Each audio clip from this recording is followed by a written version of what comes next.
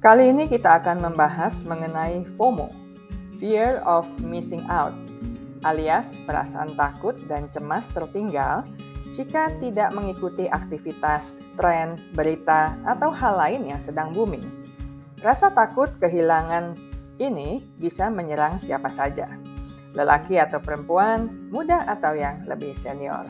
Individu yang mengalaminya mempersepsi bahwa orang lain sedang bersenang-senang, menjalani kehidupan yang lebih baik, atau mengalami hal-hal yang lebih baik dibandingkan dirinya.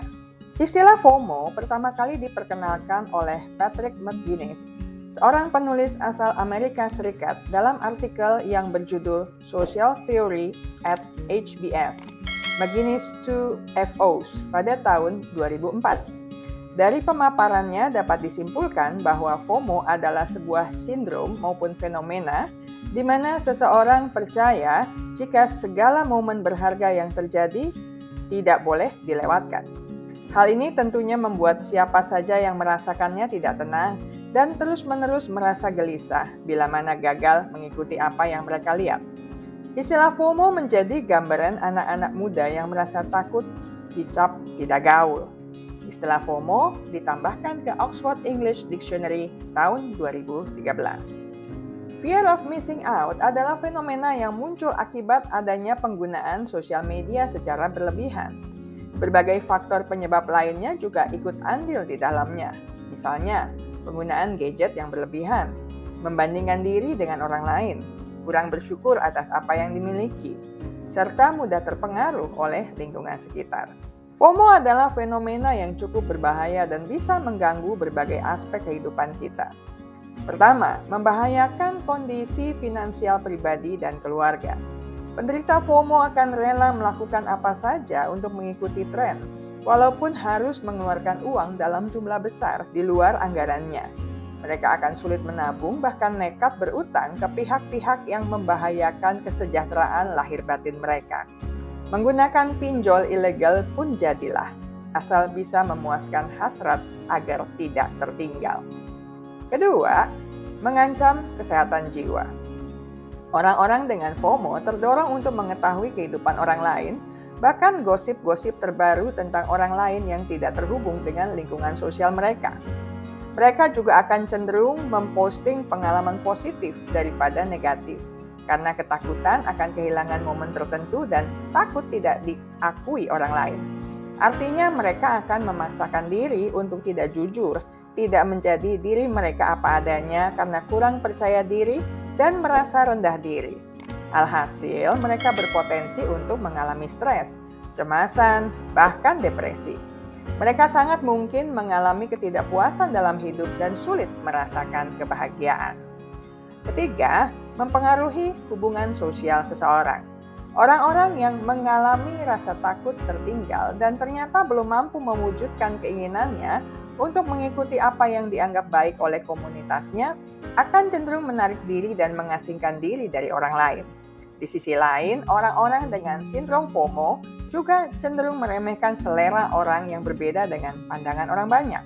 Ada juga orang-orang yang tidak berkeberatan untuk selalu berkata iya jika diajak untuk mengikuti sesuatu yang sedang populer, karena takut ketinggalan ini. Selain itu, mereka pun mengalami kesulitan berkomunikasi secara nyata karena terlalu terfokus pada dunia maya. Keempat, kecanduan gadget. Orang-orang FOMO hampir setiap saat akan memeriksa telepon cerdas mereka sejak bangun pagi hingga sebelum tidur, bahkan ketika terbangun di tengah malam. Seakan mereka tidak sudi ketinggalan berita apapun dan harus menjadi yang pertama mengetahui segalanya. Akibatnya, kualitas tidur mereka pun terganggu, dan ini sangat mungkin berdampak pada kesehatan fisik dan emosional mereka. Apa yang sebaiknya dilakukan supaya terhindar dari FOMO? Pertama, mengenali dan menghargai diri sendiri. Adalah lebih baik belajar untuk mengenali aspek positif serta kelebihan diri sendiri.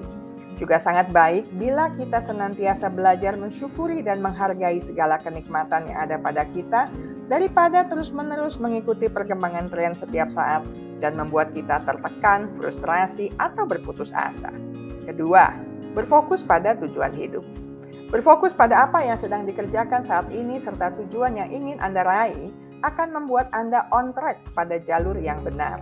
Anda pun akan berpikir 2 kali untuk membuang waktu pada hal yang bersifat sementara yang dapat mengganggu tujuan utama Anda.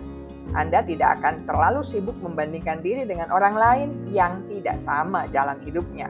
Dan mengingat bahwa hidup itu tidak selalu berisi hal-hal menyenangkan, ada baiknya kita juga menjadi lebih realistis dalam menyikapi kehidupan siapapun.